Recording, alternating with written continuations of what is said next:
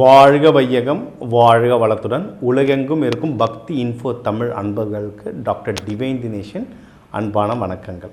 எல்லாருக்கும் முதல்ல தமிழ் புத்தாண்டு வாழ்த்துக்கள் 2026.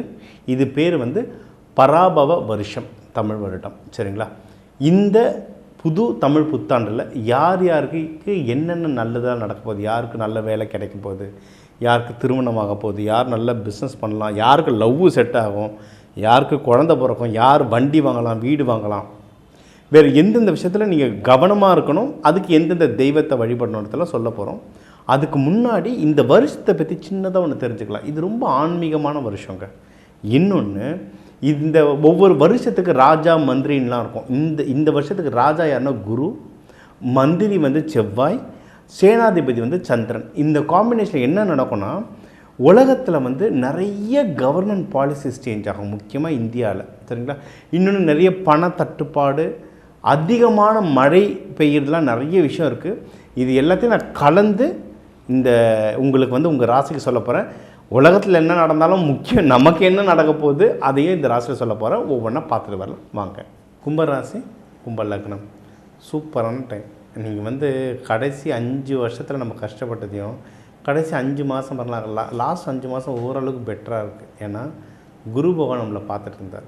யாராவது அப்போல்லாம் இல்லை சார் நான் ஒன்றும் கஷ்டப்படுறேன் சார் நினச்சிங்கன்னா இதுக்கப்புறம் நல்லா இருப்பீங்க. என்ன விஷயம்னா, ஜூன் 2 குரு பயிற்சி நடந்த வரைக்கும் உங்கள் 12ஆம் வீடு 2ஆம் வீடு ரெண்டுத்தையும் குரு பகவான் பார்ப்பார். அப்போனா நல்ல செய்தி வரும். நல்ல செய்தியா எனக்கா, கும்பத்துக்கா அப்படின்னா ஆமாம், கும்பத்துக்கு தான் வரும். ஏன்னா என்னென்னலாம் வரும், யாருக்காவது கல்யாணம் நடக்காமல் இருந்தால் கல்யாணம் நடக்கும், யாருக்காவது குழந்தை பிறக்காமல் இருந்தால் குழந்தை பிறக்கும். இதெல்லாம் விட முக்கியம், வேலை இல்லாமல் யாருன்னா இருந்தீங்கன்னா வேலை கிடைக்குங்க. வேலை கிடைக்கிறதுக்கு ரொம்ப நல்லா இருக்குங்க டைம். சரிங்களா?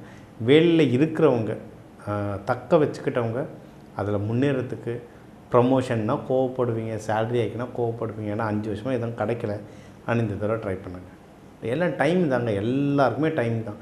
இப்போ நம்ம டைம் இறங்கி ஆட வேண்டியதான். சரிங்களா? இப்போ ப்ரமோஷனுக்கு சேலரி ஆகிக்க ட்ரை பண்ணுங்கள், நிறைய வாய்ப்புகள் இருக்குது. இது ஒன்று.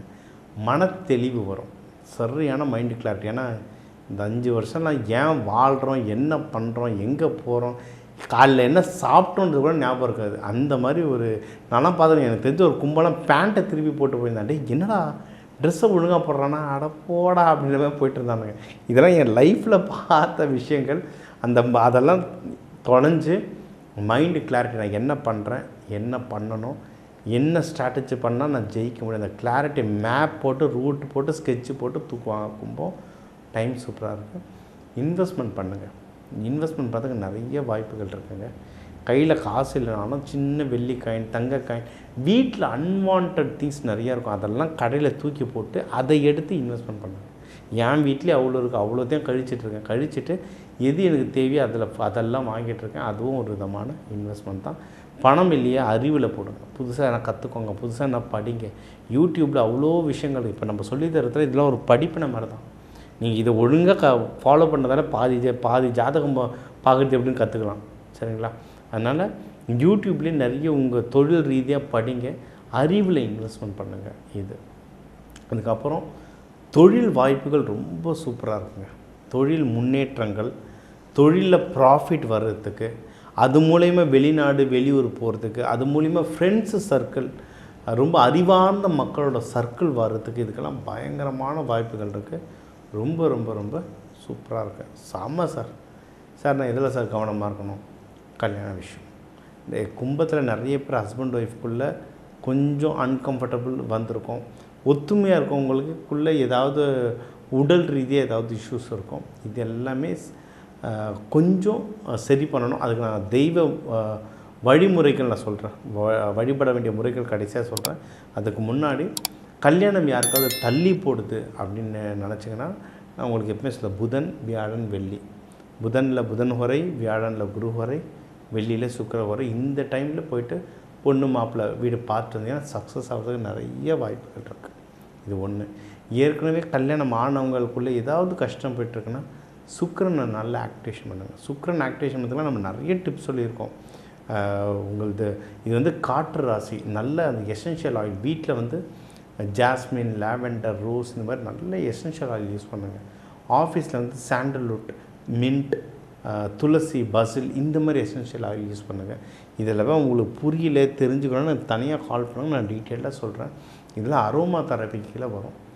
காற்று ராசி உங்களுக்கு இந்த அரோமா, இந்த ஸ்மெல்லுன்றது அவ்வளோ சூப்பராக ஒர்க் ஆகும். உங்களுக்கு ஒர்க் ஆகுதோ இல்லையோ, உங்கள் ஸ்மெல் மற்றவங்களுக்கு பண்ணும்போது அவங்க ஆட்டோமேட்டிக்காக அட்ராக்ட் ஆவாங்க, உங்களுக்கு ரெஸ்பாண்ட் பண்ணுவாங்க. இதெல்லாம் ப்ராக்டிக்கலாக பண்ணி பாருங்கள்.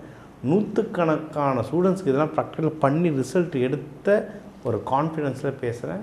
ட்ரை பண்ணி பாருங்கள். சரிங்களா? இது ஒன்று. அதுக்கு அடுத்து நீங்கள் ஜாகிரதையாக இருக்க வேண்டிய விஷயம் கடன் விஷயம். கல்யாணமாக இருக்கட்டும், காது குத்தாக இருக்கட்டும், எது மாமா மச்சான் யாருக்கு ஃபங்க்ஷனாக இருந்தாலும் சரி, உங்களுக்கே கல்யாண ஃபங்க்ஷனாக இருந்தாலும் சரி, கடன் வாங்காமல் செய்யுங்க. யாராவது அம்மா சொன்னாங்க, அக்கா சொன்னாங்க, தம்பி சொன்னாங்க, கடன் வாங்க சொன்னாங்கன்னு வாங்கிடாதீங்க. அடைக்கிறதுக்கு ரொம்ப கஷ்டப்படுவோம். எல்லாத்தோட முக்கியம், கடன் யாருக்கும் கொடுத்துடாதீங்க. சும்மாவே நம்மளுக்கு நம்ம கொடுத்த பணத்தை கேட்க மாட்டோம், அதை இப்போ இருக்க நிலைமையில் கேட்கவே மாட்டோம். அதனால் யாரும் தேவையில்லாமல் கடன் கொடுத்துட்டு அவஸ்தைப்படாதீங்க. மற்றபடி வாழ்க்கை சூப்பராக இருக்கும் உங்களுக்கு. நீங்கள் வழிபட வேண்டிய தெய்வம் மங்கள சனீஸ்வரர். அவர் மனைவி ஜெயஸ்ரா தேவி, குழந்தைங்க குளிகை, மாந்தி, இவங்களோட நிறைய கோவில்கள் இருக்குது. அந்த தெய்வத்தை வழிபடுங்க, வாழ்க்கையில் சிறப்பாக வளருவீங்க. சிவனை பார்வதியோடு வழிபடுங்க. ஸ்ரீரங்கநாதரை லக்ஷ்மி தாயாரோட வழிபடுங்க. நிறைய எள்ளு சாதம் அன்னதானமாக கொடுங்க. இதெல்லாம் கொடுத்துட்டு வர இந்த தமிழ் புத்தாண்டு உங்களுக்கு சிறப்பாக அமையும். இப்போ உங்கள் ராசிக்கு பொதுவாக என்னென்ன நல்ல விஷயங்கள் இந்த தமிழ் வருட பரப்புக்கு இருக்குன்றது பார்த்தோம். அதாவது முக்கியமாக ஓவராலாக லைஃப் எப்படி இருக்கும், திருமணம், உங்களோட வேலை, ட்ரான்ஸ்ஃபர், வெளிநாடு போகிற யோகங்கள், யாருக்கு பிஸ்னஸ் பண்ணலாம், இப்போ ப்ராஃபிட் வருமா வராதா, குழந்தை பாக்கியம், ஹெல்த் கண்டிஷன் எல்லாமே பார்த்தோம். நம்ம எப்போவுமே சொல்கிறது 12 கோடி தமிழர்கள் இருக்காங்க. ஒரு ராசிக்கும் ஒரு கோடி பேர், எல்லாருக்கும் பொதுவாக தான் நம்ம இதில் சொல்லியிருக்கோம். சரிங்களா? அதனால் உங்கள் தனிப்பட்ட ஜாதகம் வேணும்னா கீழே இருக்க நம்பருக்கு நீங்கள் காண்டாக்ட் பண்ணலாம். இன்னொன்று, இப்போ நம்ம சொன்னது எல்லாமே புது தமிழ் வருடம் பராபவ வருஷம். அதில் வரப்போகிற நிறைய பயிற்சிகள் என்னென்ன வருது, குரு பயிற்சி வருது, ராகுகேது பயிற்சி வருது, நடுவில் நிறைய அதர்கோள் நிறைய பயிற்சிகள் வருது. அது எல்லாமே சேர்த்து கால்குலேட் பண்ணி தான் உங்களுக்கு பொதுவாக கொடுத்துருக்கேன்.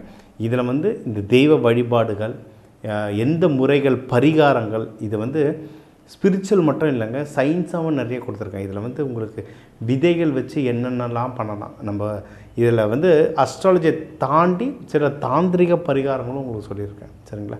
நீங்கள் நிறைய இதுக்கப்புறம் இந்த இன்டர்வியூ பார்க்குறவங்க அடுத்தடுத்து கோவிலில் போய்ட்டு எப்படி பூஜை முறை நடக்குதுன்னு பாருங்கள். அதில் நடக்கிற நிறைய விஷயங்களை உங்களுக்கு சொல்லியிருக்கேன்.